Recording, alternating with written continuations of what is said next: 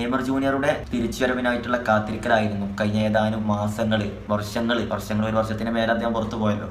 അതിനുശേഷം അദ്ദേഹം സാന്റോസിൽ തിരിച്ചെത്തി 3-4 മത്സരങ്ങൾ കളിച്ചു. ഇനി അദ്ദേഹത്തിന്റെ ഭാഗത്തു നിന്ന് നമ്മൾ വെയിറ്റ് ചെയ്യുന്നത് നാഷണൽ ടീമിലേക്കുള്ള വരവാണ്.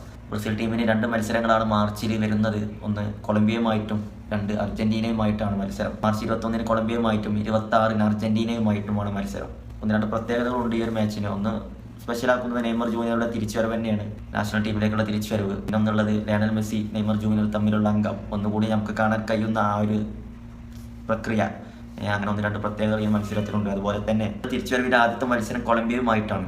കൊളംബിയൻ താരങ്ങൾ ഗ്രൗണ്ടിൽ കാണിക്കുന്നത് എന്താണെന്നുള്ളത് നമുക്കറിയാം. അത് നെയ്മർക്കെതിരെ മാത്രമല്ല, ഏതൊരു താരത്തിനെതിരെയും അവരുടെ ഒരു ശൈലി നമുക്ക് അറിയാവുന്നതാണ്. എന്തായിരിക്കും അതിൻ്റെ ഫലം എന്നൊക്കെ നമുക്ക് ആ മത്സരം കഴിഞ്ഞാൽ മാത്രമേ പറയാൻ കഴിയുള്ളൂ. ഏതായാലും മാർച്ചിൽ 2 മത്സരങ്ങളാണ് കളിക്കുന്നതിന് കൊളംബിയയുമായിട്ടും അതുപോലെ തന്നെ 26-ന് അർജന്റീനയുമായിട്ടാണ് ബ്രസീലിൻ്റെ ക്വാളിഫയർ മത്സരങ്ങൾ വരുന്നത്.